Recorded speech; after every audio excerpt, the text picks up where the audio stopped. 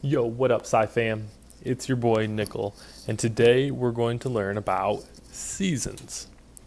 And we're going to discuss and uncover why seasons happen. So, to begin with, let's review this idea that the Earth orbits around the Sun, and when it does, it goes in an ecliptic type of pattern. So, if we were able to go above the orbit and look down on the Sun, and the Earth, as it orbits around the Sun, it would orbit in an elliptical type of path. So it's almost like a squished circle. So what that means then is that the Earth is at one point closer to the Sun than it is at another point in the orbit. So let's uncover that a little bit down here in our diagram. So go ahead and draw yourself sunshine and an orbital plane that's ecliptic with the Earth in two of these positions.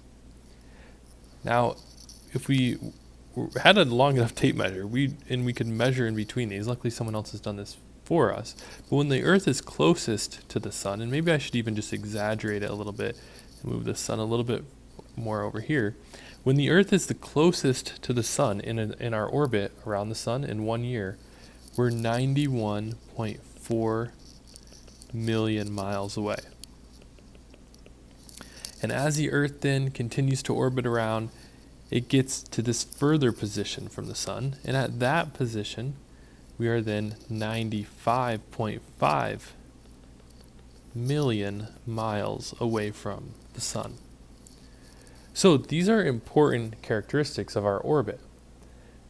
And a lot of times people believe that because we get closer and further from the Sun, we have seasons, but this is not why we have seasons. You see, if we actually looked at when the Earth was at this position that was 91.4 million miles away, this actually happens on January 3rd. When the Earth is the furthest away from the Sun, this happens on July the 3rd. So the Earth is orbiting around the Sun, and it looks like it's actually furthest away from the Sun when, in the northern hemisphere here, we experience our summer. But the Earth is further from the Sun. When the Earth is closest to the Sun on January 3rd, in the northern hemisphere, we experience winter. So there's another part of the equation here that is all of the importance, carries all of the importance, and that is the fact that our Earth is tilted.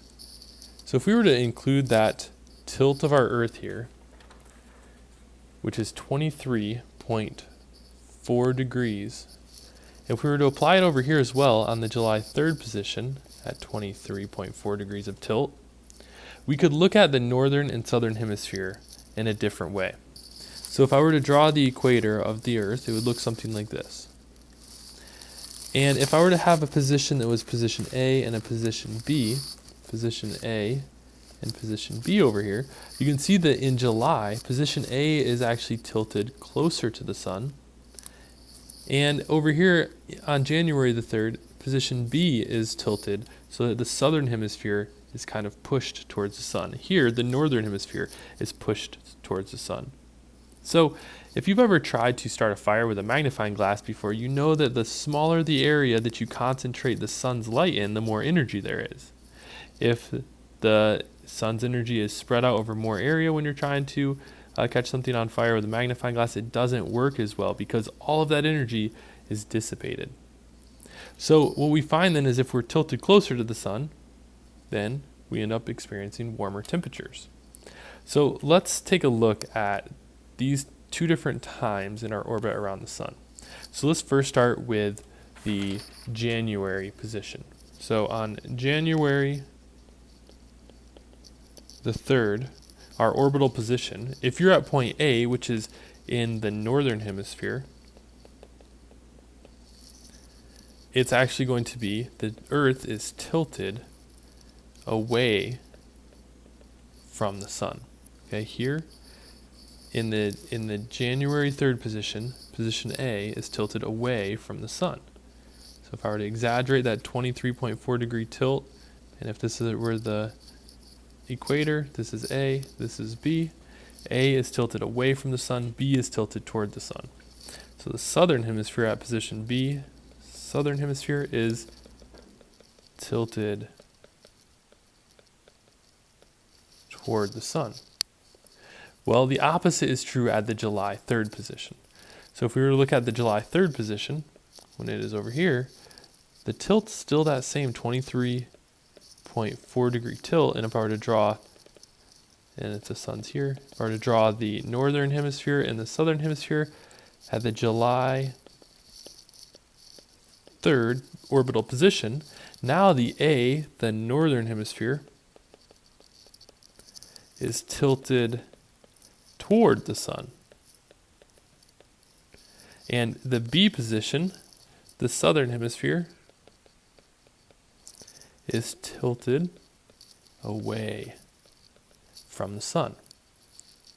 So that means that the sun's energy is not as direct.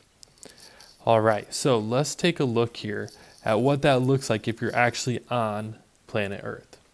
Well, if you are tilted toward the sun, it's different obviously in your daytime than if you're tilted away from the sun.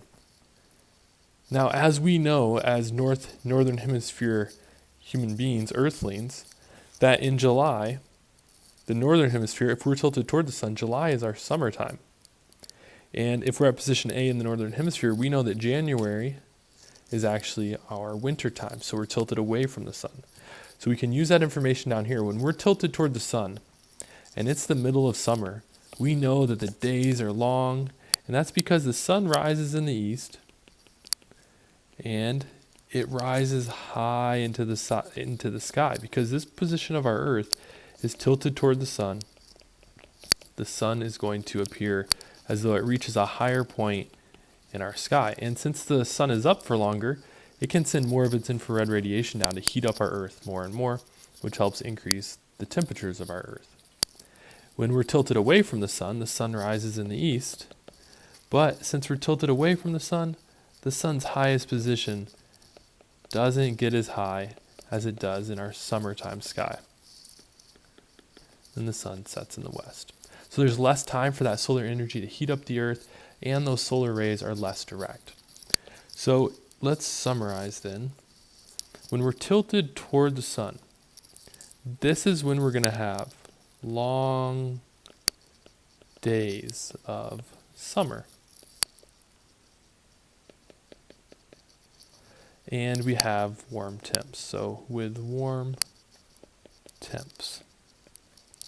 And when we're tilted away from the sun, we have the short days